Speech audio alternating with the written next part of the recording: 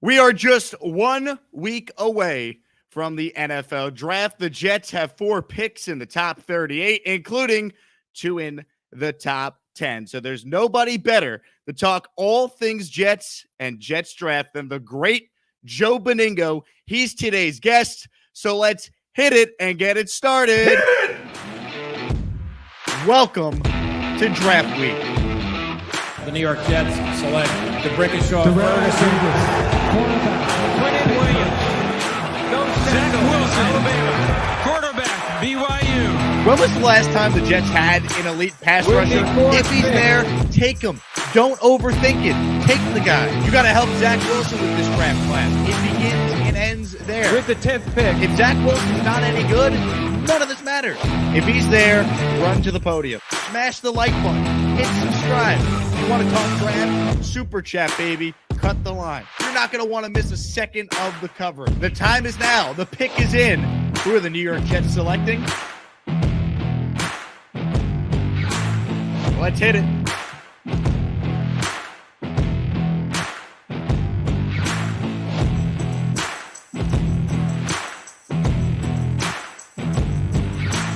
Oh, here we go. What a show.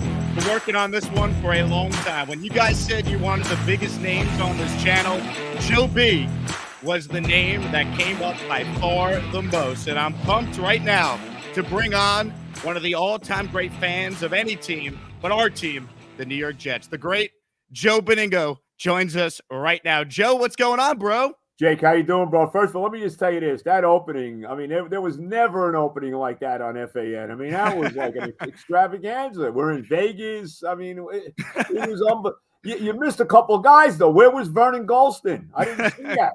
Where was D. Milner? Come on, Jake. D. Milner, no Calvin Pryor. No There you Calvin go. Pryor. Come on.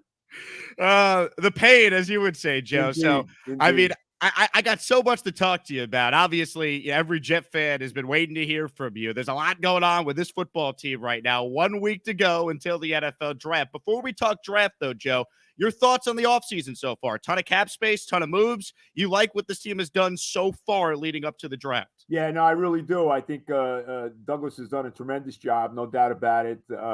I tell you, the biggest thing to me for all the moves, they made a lot of really terrific moves. The 2 tight ends, the guard Tomlinson from the Niners, and the couple guys in the secondary, and a lot of really nice moves.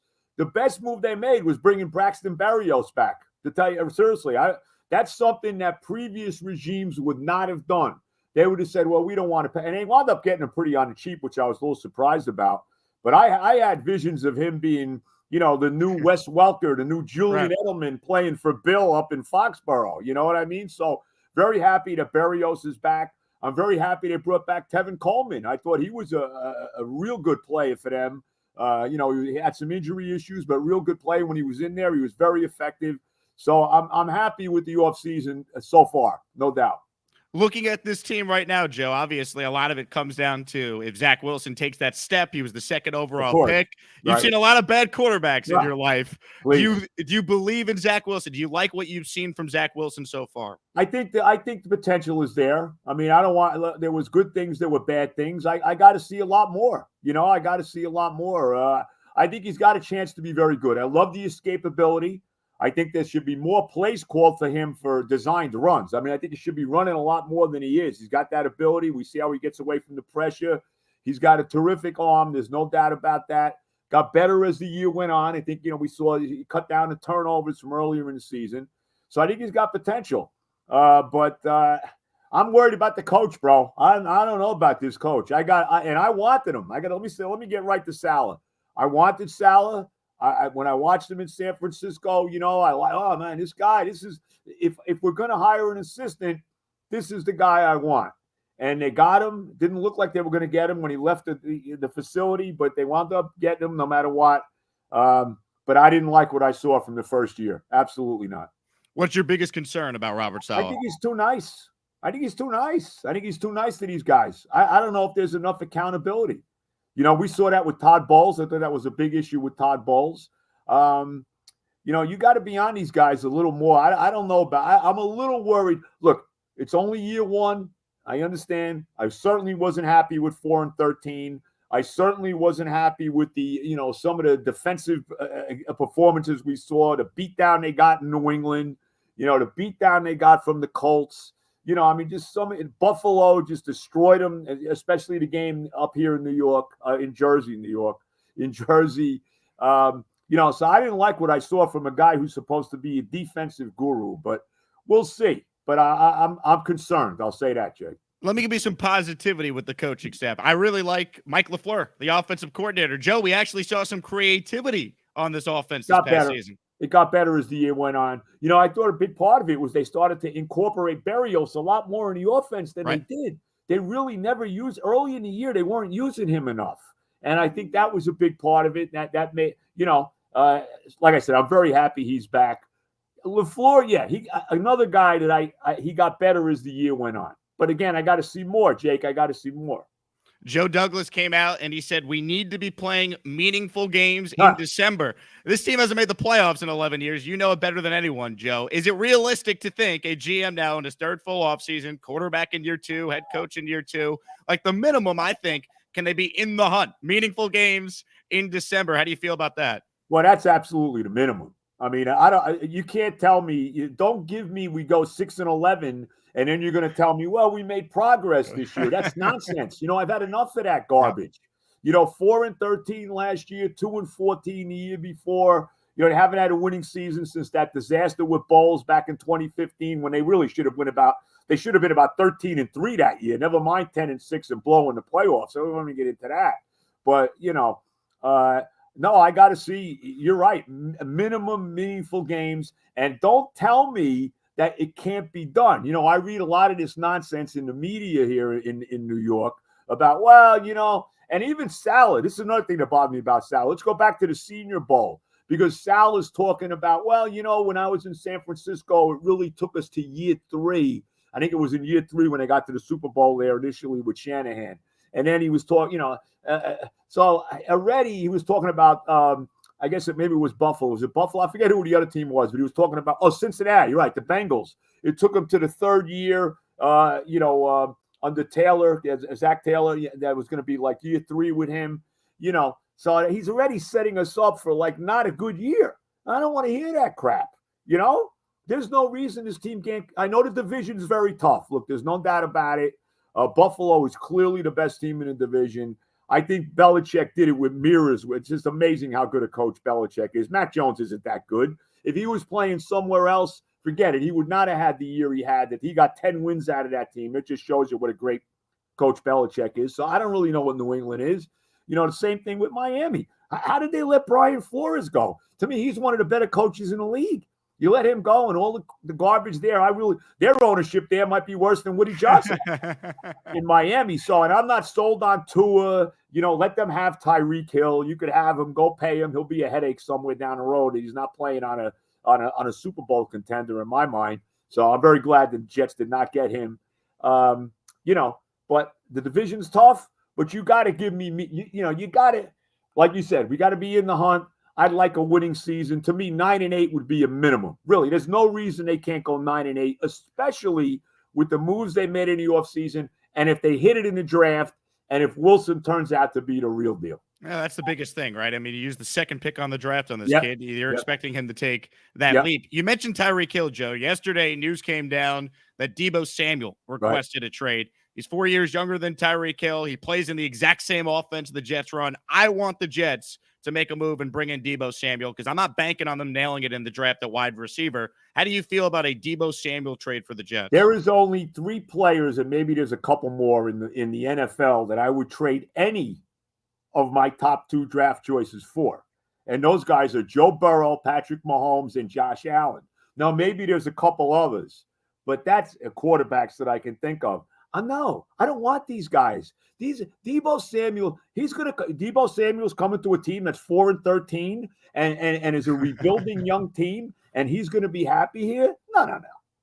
I didn't want Tyreek Hill. I didn't want DK Metcalf. I don't want AJ Brown. I don't want any of these guys. I told you, there's 3 guys I trade the draft picks for. All the big quarterbacks, young quarterbacks. Outside of that, there is nobody. What if it's just second-round picks or the third-round pick? It's not number 10. I don't want these guys, bro. These guys are problems. Then you wind up paying them big money, and they turn out to be disasters. Let the Dolphins have Tyreek Hill. Let's see how it plays out when he's not playing with one of the best quarterbacks in football and with one of the best coaches in football. I don't know what this new coach in Miami is going to be. I have no idea. So you got to hit. Look, you want to win. Look, if you're a team that's ready to win, the Rams are a perfect example. If you were the Rams from last year, yeah, you go get Odell Beckham. You go get Von Miller. You go get Matthew Stafford because Patrick Ramsey, because your team's ready to win now. They were in the Super Bowl 2 years before. They got the head coach. They got the team ready in place to win. Okay, on those kind of teams, yeah, you get me that kind of guy. But not on this team. They got to hit it from the draft. They got to hit it, go out and hit the guy, the 4th pick, the 10th pick, the 2 picks in the 2nd round. Those guys, to me, Jake, all got to be playing and be effective players next year.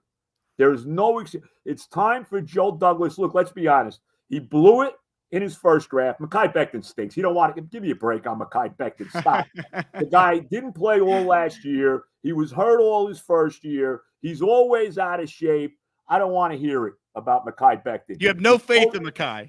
What? You have no faith in Mekhi. Yep. You totally blew it with Denzel Mims. Give me a break. He's in shape. I'm with you there.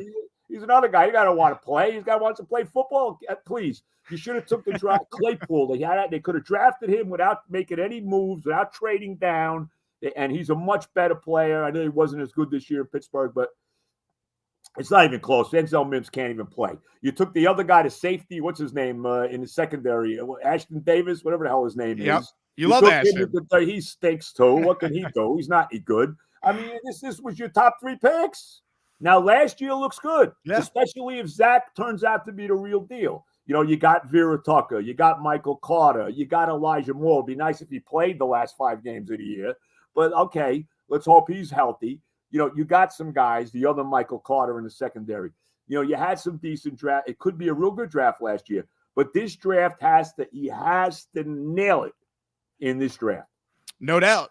So, Joe, let's talk about the draft. People are dying to know your thoughts. What is the Joe Benigno, the Joe B. stellar New York Jets draft? What does that ideal draft look like with these top picks? Well, my ideal draft, I mean, we don't want to get into all my ideal draft, but here's what I would do, and I don't think people are going to agree with this.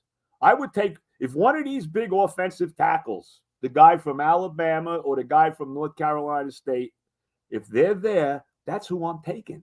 Because I have no faith, as I already said, in Mekhi Becton.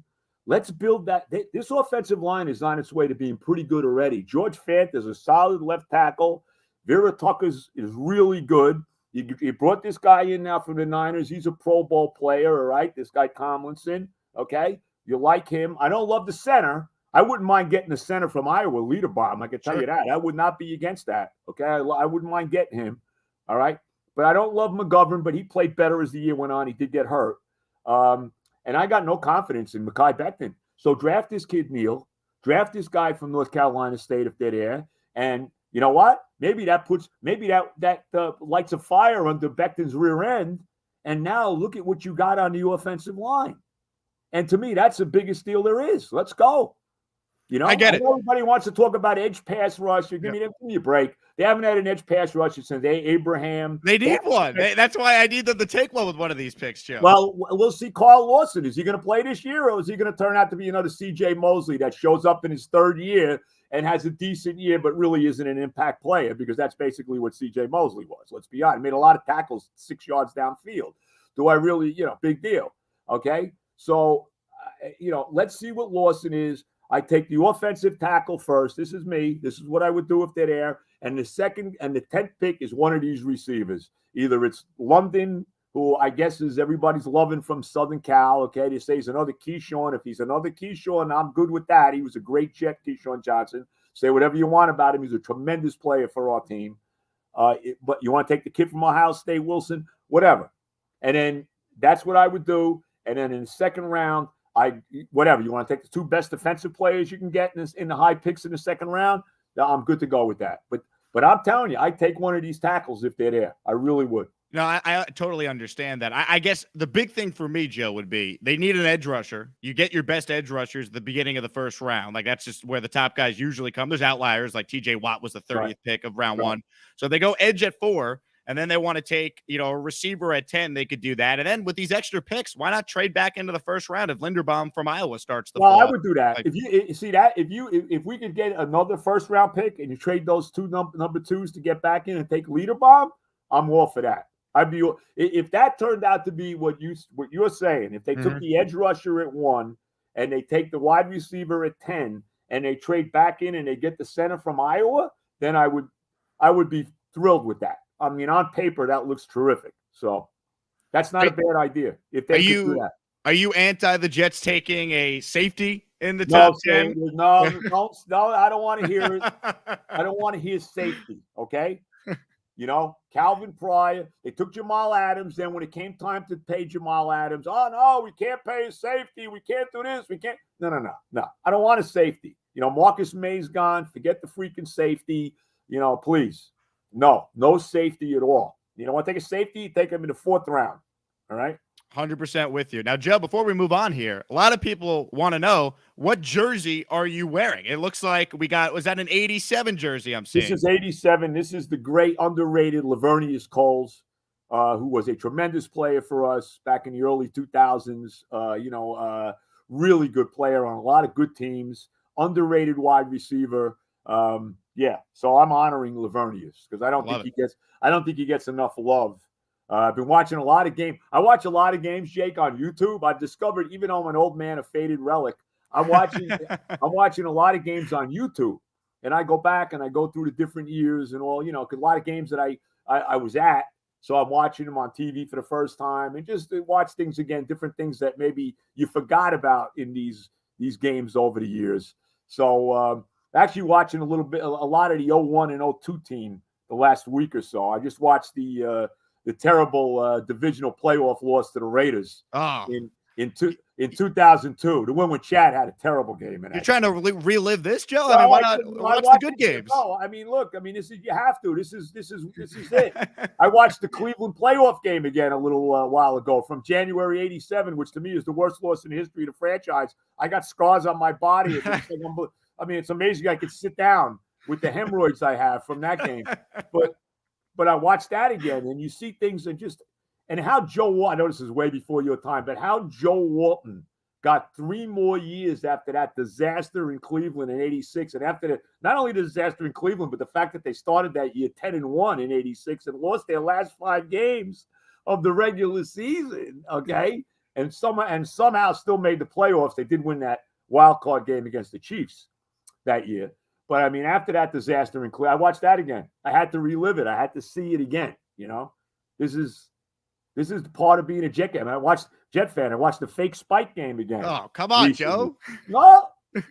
Yeah, I have to see these things. I have to, Watch the playoff win in 02 against the Colts or 98 against the Jaguars. Against the Colts, I don't need to see the Colts game. He won the game 41-0. Yeah. It was one of the great. The game I want to watch, which I have not seen, and to me, this still is the greatest as far as the best win they've ever had while they've been in New Jersey, either in the Meadowlands, the old Giant Stadium, which by the way was a much better stadium than his place is now. Okay, MetLife, it's not even close.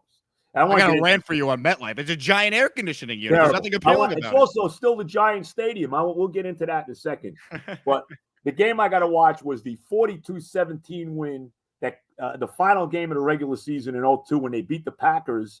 And they won the AFC East that year, and I'll never forget it because as I'm walking into this, remember, if Miami had beaten the Patriots that day, Miami would have won the division.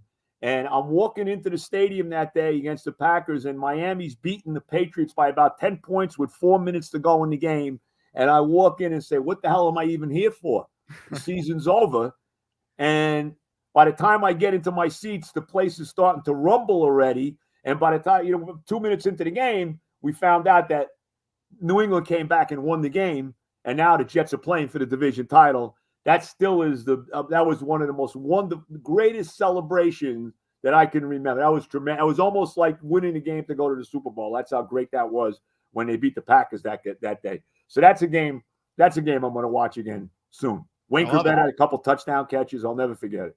By the way, Braxton Berrios has a little Wayne Corbett in him. That's the guy that I see some similarities. Braxton Berrios turns out to be as good as Wayne Corbett. Then we'll take that. That's right. There's no doubt. Give us your thoughts on MetLife Stadium, Joe. I mean, my audience knows I've unloaded on MetLife. I think it's the worst. But let me say this, and I think this is a big reason why this team, one of the big reasons as well as many, but this is another big factor in why this team has not been to a Super Bowl now in 53 years. And that's because they've never had their own stadium. Even when they played at Shea Stadium, and I'm a Met fan, I love the Mets. I've been there since the beginning in 62, and we're off to a pretty good start. I'm very happy so far, even though they lost last night. Nevertheless, love Buck Showalter. Let me get that all out of here. But when they played at Shea Stadium, that was the Mets Stadium, okay? Then they moved to Giants Stadium. Now they still play. I don't care how green they make it on game day and put up, the Ring of Honor and all that garbage and make it green. It's still the Giants Stadium. And that's a big part of this team. This team is always the identity of this franchise. And it's really sad to say this, in all due respect, how much I love Joe Willie. The identity of this franchise is still Joe Namath and Super Bowl III from 53 years ago. But I mean, am I wrong? I mean, that's really what it is.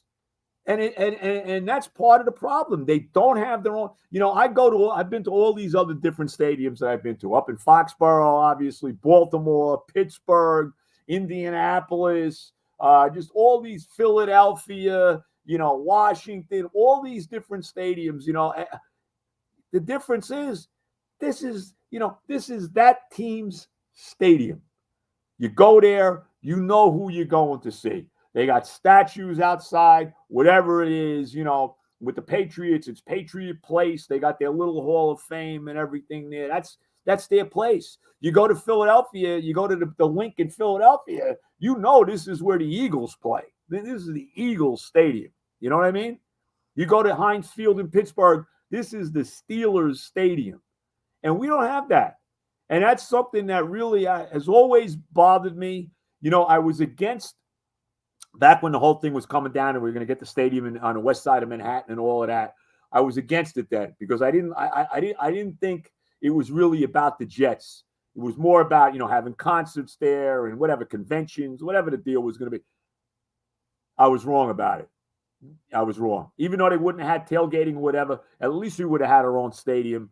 So I think that's been a big part of the why this team hasn't won in so many years. Is they don't have their own stadium, and it stinks. I totally agree. So, Joe, what I thought would be fun is I pulled some great Joe B clips over the years that I wanted to sprinkle in with you. But I got to tell you this story. So, my first year out of college, I worked at the Fan, and that's when I first met you. Where'd you go to college, bro? Ithaca College. Ithaca College, okay. Where Giannotti went for a year and then transferred. Yeah, I guess he couldn't handle upstate New York, bro. I don't know.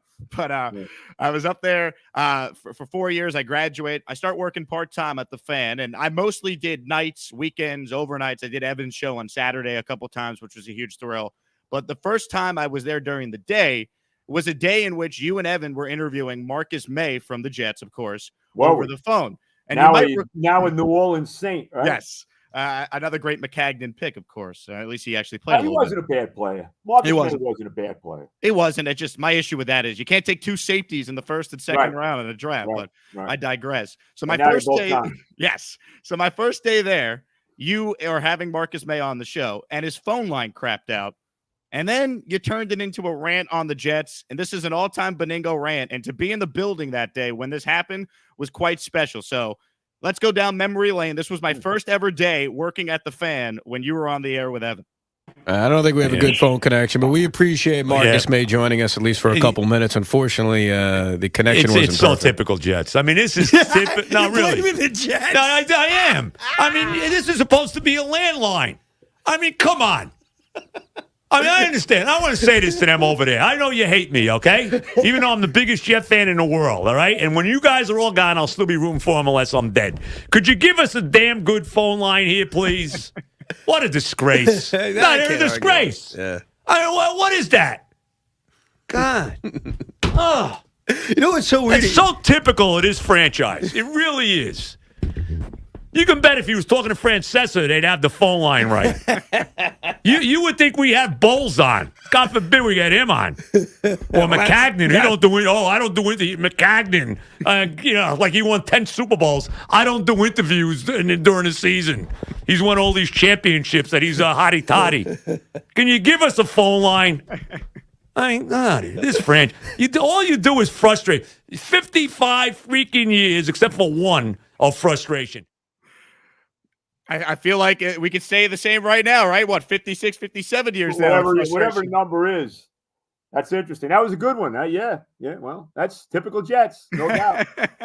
Blaming Marcus May for the phone line. You go I don't blame Marcus May. I blame the organization. I don't blame him. I love it.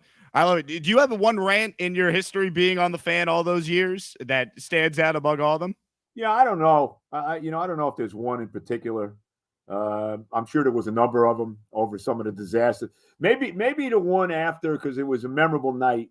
And again, you're so young. I don't know if you remember these games. I guess you do. You probably were about 13 or so for this game. But that was probably not even. No, you wouldn't even.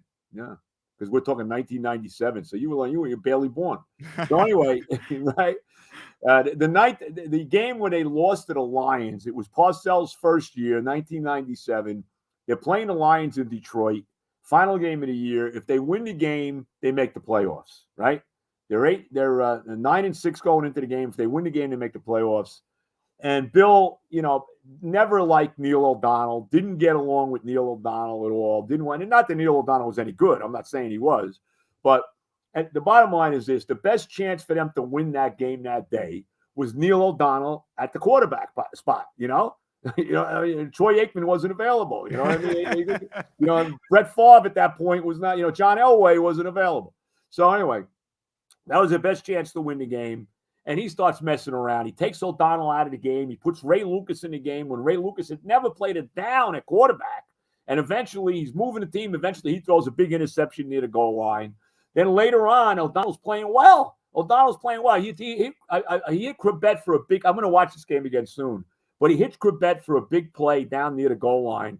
And then with the game on the line, he has Leon Johnson throw an option pass because he didn't want O'Donnell to be a hero. He has Leon Johnson throw an option pass in the end zone. He gets intercepted. We wind up losing that game.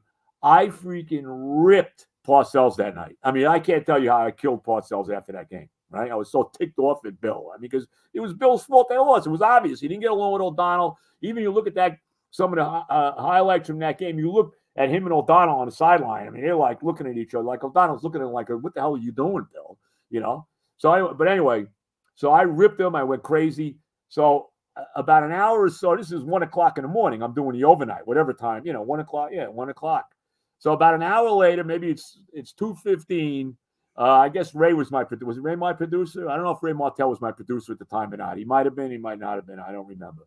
But the producer says to me, Francesa's on the line.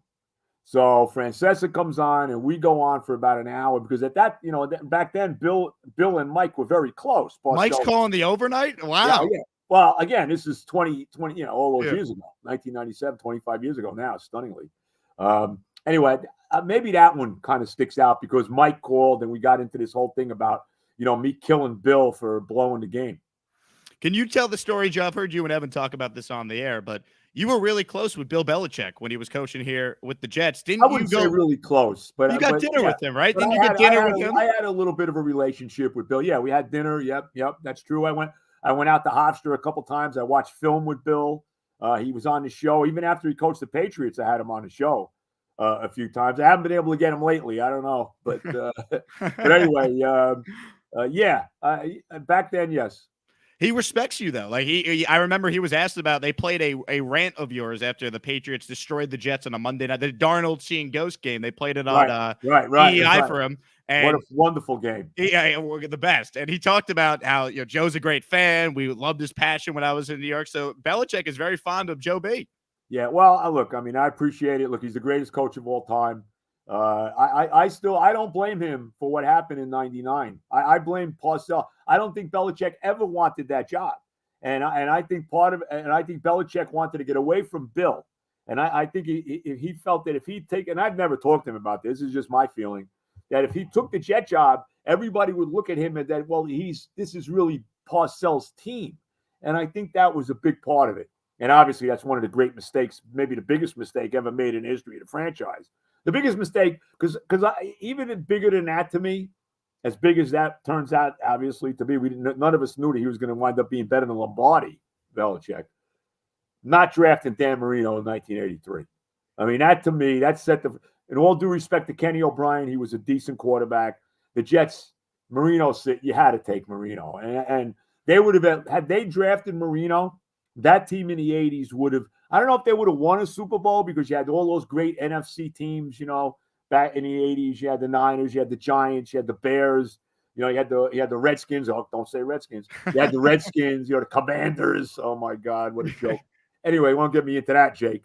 But I don't know if they would have won a Super Bowl, but they would have been there.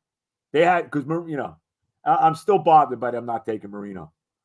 Joe, I get asked all the time, who was worse, Rich Kotite or Adam Gase? And I say, look, I only lived through Gase. I'm too young to remember truly what the Kotite era was all about. I'll leave it to you. As someone who's been watching these old games, you watch any Kotite era games on YouTube? No, I don't. I have not, actually. It's got to be Kotite. As bad as Gase was, I think Gase actually at least tried. I don't know if Richie Kotite ever really tried. They won 4 games in 2 years. I mean, even Gase had that, bogus 7-9 right. year, whatever they wound up, that year. But so I don't know. I think Gase actually tried. I don't think Richie Kotite tried. So I got to say Kotite's got to be the worst. And there's been a lot of pretty damn bad coaches, I can tell you that. Kotite's got to be number one. Here's another favorite Joe B moment of mine. It involves Adam Gase. Joe, I think you're going to remember this moment. Here we go. He's coaching his team 3 years from now. I want you absolutely. What do you think? No shot.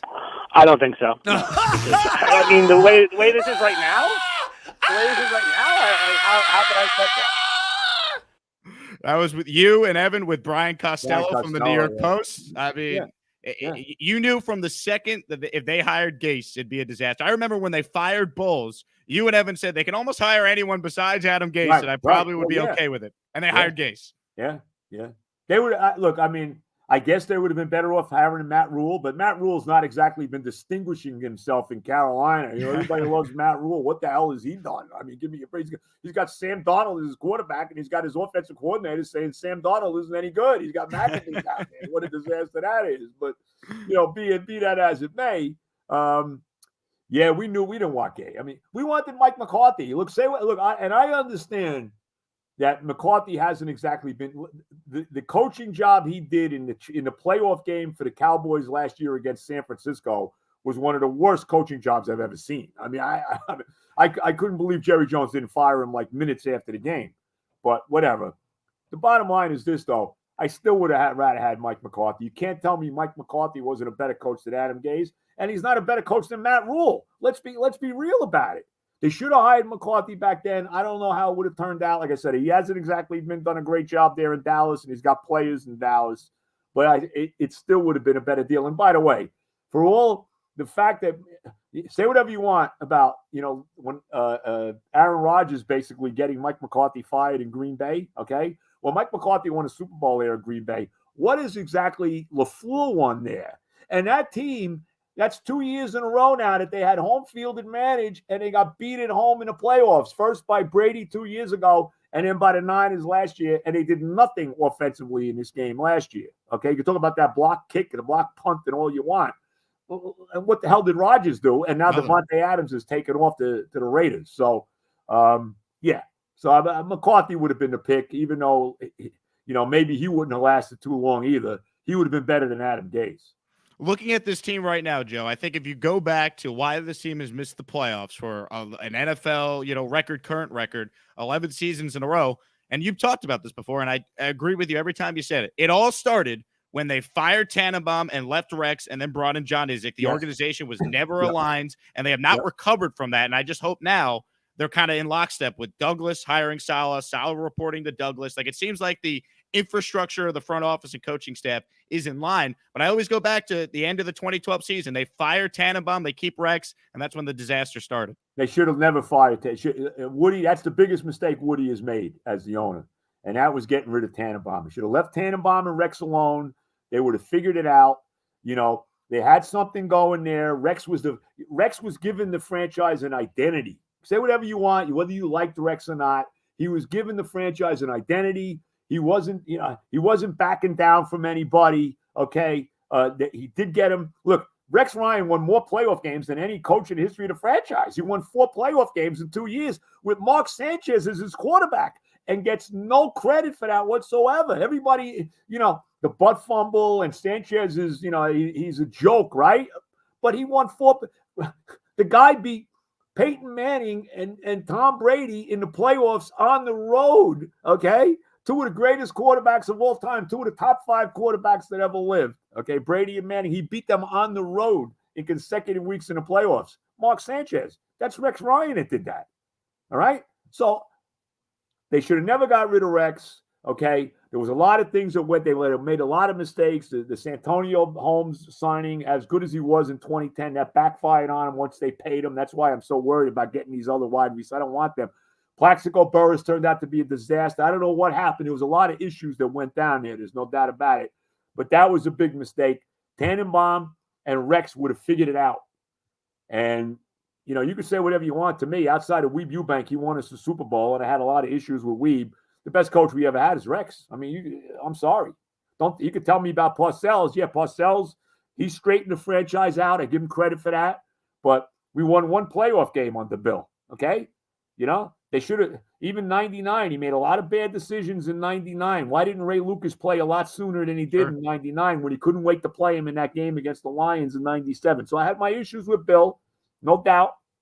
Rex was a terrific coach. They should have left him and Tannenbaum alone. But what was your favorite win out of the 4 playoff wins that Sanchez won on the road? It has to be. I'm guessing it's New England, right? No, it's got to be that. Yeah. I recently made my list of the. Well, I didn't make that yet. I made my list of the top 10 Jet losses of all time. Let's get some wins, Joe. There's been some moments. Well, I'm going to do it. Coming up, I'm going to do the wins.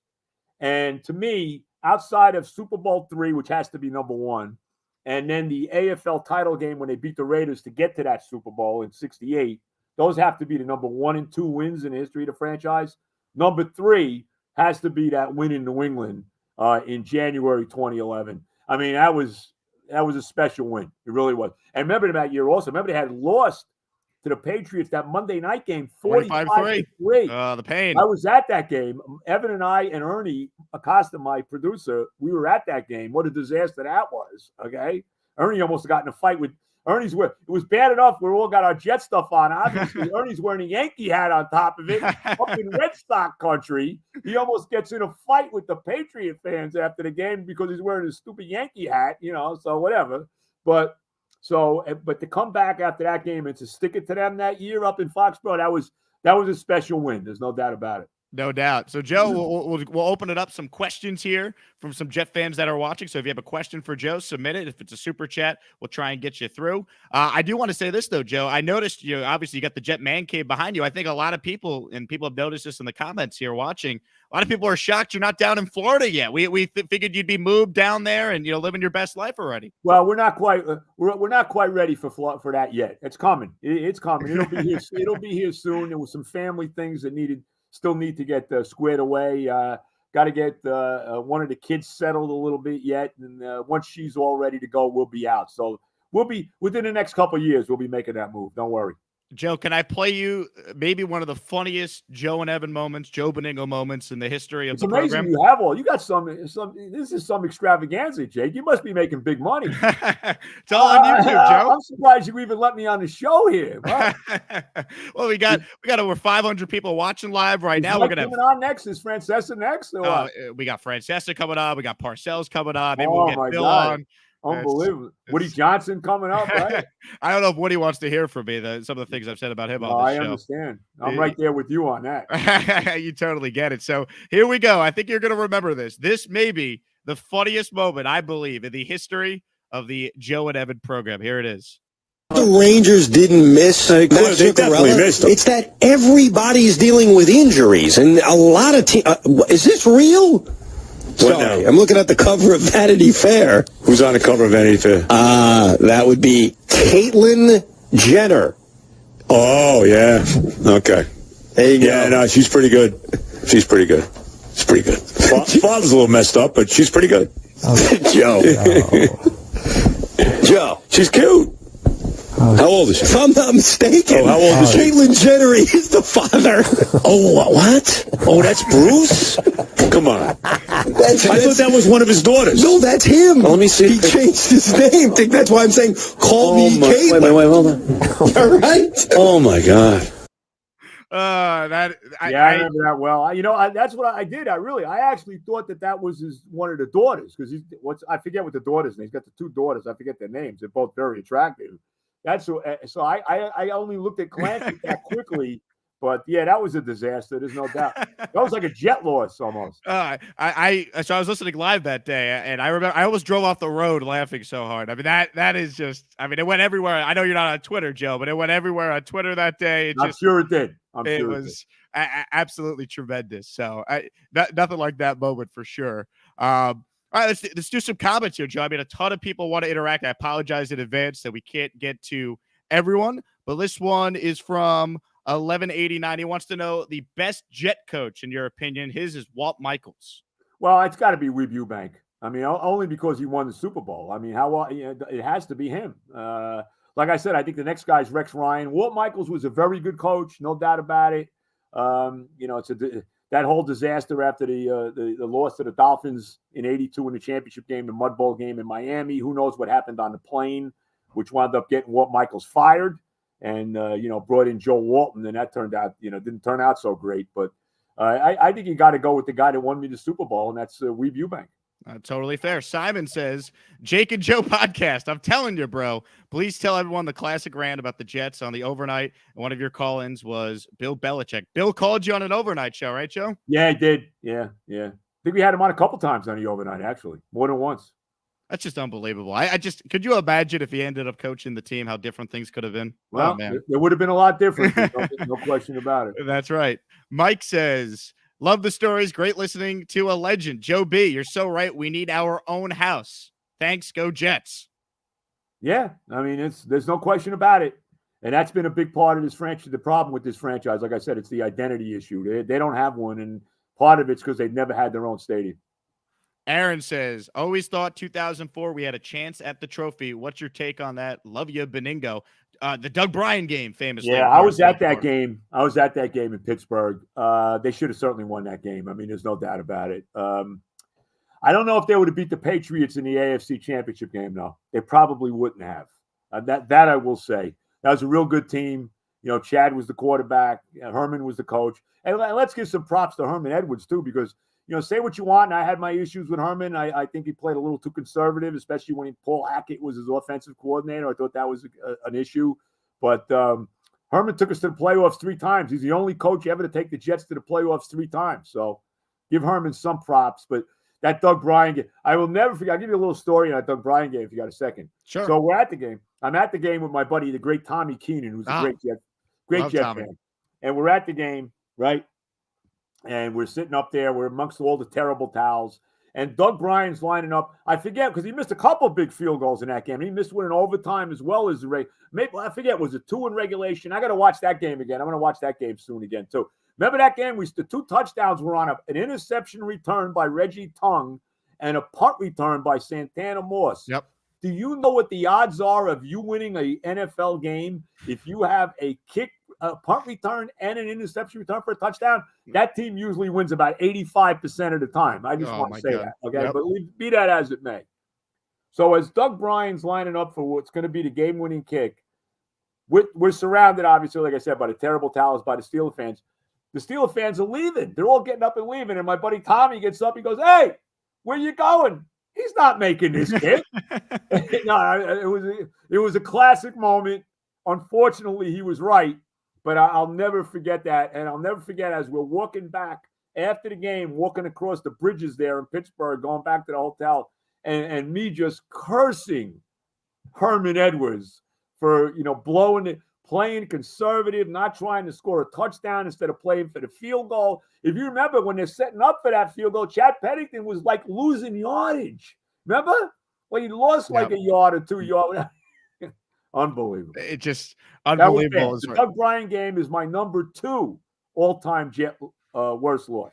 I rate that number 2. So where would the loss in 2010 come in back in Pittsburgh? Because if they showed up for the first half, I think they win the game. I don't have it in the top 10 there. I don't have it as a 10. No, I don't. For me, it'll make the top 20, but I don't have it in the top 10. That surprises me just because you had the back-to-back wins over Peyton Manning and then Tom Brady. And then I think there was a big letdown. There was a big, my partner Evan talked about a letdown that week, and I think that's exactly what happened. You thought they were going to win, though. You picked them on the air, I remember. Sure. They didn't come out ready to play in that first half, and then they almost pulled it out. They came close to pulling it out. Remember, LaDainian got stopped on a 4th and goal on a half-yard line. They did get a big safety after that. But look, it comes down at the end of the game. The defense couldn't stop him. That big 3rd down conversion to Antonio Brown, and who was I think it was his rookie year at that point. It was back in 2010. That was a tough one, but there was a lot of tough ones, bro. Yeah. That's just one of many. The scars are on your body, Joe, as you would say. No doubt. If you're watching this live right now, do me a favor. If you're not watching live as well, hit the subscribe button down below if you like this content. We talk Jets every single day on this channel, and we're pumped that Now you getting paid big money for this, Jake, because this is an extravaganza here. It's tremendous, Joe. I mean, the Jet fans on YouTube, let me tell you, we might not be any good on the field, but there's probably not a better fan base in the NFL. I'm being dead serious than Jet fans on YouTube. The amount of Jet YouTube pages. Look, the Jet fan has suffered. I mean, especially the young guys, you got nothing. What the hell do you got? Nothing. You got nothing. You got a little bit of Rex. You got the Rex years. Pretty much that's it. I mean, that's all. Those are the only playoffs you've seen, right? Under Rex, right? Yeah, Rex. And then I remember, my first brutal Jet loss that I can recall, watching with my dad was the Doug Bryan game in 2004. Okay, so you go back to that. Okay, so you've had a few, but but you guys, you talk about bad. And I've had it bad. I mean, I've seen everything. I've been a Jet fan since 1965. That's one of the biggest mistakes I ever made. But Joe Namath, when I was big Joe, my father turned me on to Joe Namath in college at Alabama. And when he wound up coming to the Jets, I'm like, this is my team, lucky me. So, but you young guys have had very, very little. I'll tell you that. That's right. Speaking of Namath, Joe, how special was it for you during your last couple shows on the Fan? They booked Namath, he called in, and he wished you well on your retirement. How special was that moment? Yeah, that was, look, I had the opportunity, very fortunate to meet Joe on a number of occasions. What can you say? He's a class guy. He's the greatest Jet of all time. And there should be a freaking, how they finally I screamed about this for years. They finally put the freaking Tom Seaver statue was up at Citi Field. I can't wait to get over there and see it. Finally, after all these years. That's what we need. Our own stadium with the Joe Namath statue outside. And the statue, it's got to be him walking off the field like this with the number 1 after Super Bowl III. That's the statue. That's right. And that's the one that I want to see, in Jet Stadium if we ever see that in our lifetime. And really where it should be is like right across from where Citi Field is. That's where the Jet Stadium should be. Right by where Citi Field is. John checks in. Great to see the legend Joe B looking stellar. How's your hip doing, Joe? My hips are good. My hips are the best part of my body. If I could get everything else replaced, I'm really doing good. You know what I mean? There you go. Richard says, love you, Joe. Your rants got me through the Gase era. Yeah. Well, I appreciate it, Richard. I mean, what can I tell you? Hang in there. Hang in there. Better day. Look, I mean, they got to win it. So I won't be around. I won't be. I'm sure. I remember the great speech by the great Dr. Martin Luther King when he said, I think it was the night before he died. He said, I don't think I'm going to, he's talking about, the promised land. I don't think I'm going to get there with you. Well, I don't think I'm going to get there with you, Jet fans, when you finally win that Super Bowl. But hang in there, because someday it's got to happen, even if I'm not going to see it again. No, Joe, we need you around for it, man. I mean, every Jet fan is going to be thinking of you when they win one day, man. When I go, Jake, that's the year. You know what I mean? By the way, have they put you in the Jet Fan Hall of Fame yet? Because it's an absolute disgrace they haven't. You are the biggest Jet fan on the planet. I have no shot of getting into the Jet Fan Hall of Fame. I have about as much shot at getting into the Hall of Fame as A-Rod does in baseball. You know what I mean? Or Barry Bonds does. Roger Clemens. And I didn't do steroids, although I would have. I mean, in fact, I would do them right now if it would help my golf game. I'm in. Where are they? Send them over. Oh my goodness! No, the Jets have never put me in their Hall of Fame. You know that. You know that's not happening. They should. Hey, Joe B, appreciate you for the years of entertaining us and being a mouthpiece of our frustration. That being said, what do you think about Zach Wilson? Well, I think he's got a chance. Like I said earlier, I think he's got a chance to be a real good quarterback. I think he's got a great arm. He's got tremendous escapability. I talked about it. I think he can run the football. There should be design plays for this kid to run. I know he's not he's not exactly Josh Allen physically, but there should be design plays for him to run. It's all about coaching now. He's got to get the right coaching, this kid. Get that offensive line built up, like I said, get him another receiver and let's go. I think he's got a chance to be good, but we'll see. Vinny in the Jets says, hey, Joe, put Robert Saleh aside. Can you see the Jets winning a Super Bowl with Zach Wilson as the quarterback? Yeah, I could see it. I think there's a chance. Look, can I see it? He's going into his second year, okay? Like I said, there are things I like about him. Obviously, he needs a lot of work yet. Look, you don't have to have – we've seen teams win Super Bowls without Hall of Fame quarterbacks. We saw the Giants win a Super Bowl with Jeff Hostetler. We saw the Bucs win a Super Bowl with Brad Johnson. We saw the Ravens win a Super Bowl with Trent Dilfer. But if you're going to win a Super Bowl with those kind of guys, you better have an unbelievable defense, number one. And, you better be able to run the football. But you better have a defense. If you're going to, but it is possible. So you don't have to, you don't have to have Tom Brady. You don't have to have, any kind of a great quarterback to win a Super Bowl. You don't have to have Joe Montana. You don't have to have Namath. You don't have to have, Brett Favre, John Elway. You don't have to have that kind of guy if you have that kind of a team and you got the right coach as well. 1189 says, worst number one draft pick. So his is Blair Thomas. I mean, where do we start, Joe? Vernon Golston, Dwayne Robertson. There's so many of them. Johnny Lamb Jones, yes. D. Milner, Calvin Pryor. We talked about those guys. I mean, where do we start? I mean, I go back to way before your time, back in 1970, when they took this guy, Steve Tannen. He was a defensive back out of Florida. I mean, there's been so many bad ones over to Johnny Mitchell, right? I mean, how many guys over the years that we have seen? Mike Haight, and these guys were number one draft choices. That it was a debacle. And how about some of the number twos they've taken? Oh, it's brutal. How about Christian Hackenberg, bro? How bad? I mean, when you think about Mike McCagnon, how bad a job did this guy do? The worst. I mean, he might be the worst GM we ever had. You could really make that guy. How did he take Christian Hackenberg? He couldn't even get on the field in a preseason game. And he took him with the second freaking pick that year. There's number 2 draft pick. Really? Blair Thomas is right up there, though. You can't. Here's what I'll say. You can't lose with Blair Thomas. That's for sure. This one is from Stanley. Miss you, Joe. Best to you and your family. Going to Connecticut past the blackout to see the Jets win the AFL championship in 1968 was my greatest thrill. Wow. I actually went to Philadelphia to see that game. I went down with my Uncle Charlie. My father had passed the year before. We drove down to Philly. They had like a whole deal there, just for New Yorkers. We went to a hotel and we watched the game. And then we got home and I watched the game again because it was on tape delay at midnight on TV back in New York, that AFL time. That's one of the great, that game doesn't get, you can't find it anywhere on YouTube or anything. That was a tremendous football. I mean, Joe Namath showed his greatness in that game. There's no doubt about it. He threw that pick to George Atkinson. They fell behind 23-20. And then it took them 3 plays to go 80 yards for what proved to be the game-winning touchdown. So, that's a great day. That's the number 2 greatest win in the history of the franchise. Has to be. R.I.P., of course, the legend, the great Don Maynard as well. The great Don Maynard. Yep. I was going to wear his jersey. For years, I tried to get one. I finally did a couple years ago. Never got to meet Don, but one of the great receivers of all time. Underrated. 88 career touchdowns, holds the Jet record for that. Joe, name it the Maynard. And let's not forget on that team, too, George Saleh, who was a tremendous receiver. The Maynard and Saleh. Jets have had a lot of great receiving tandems over the years.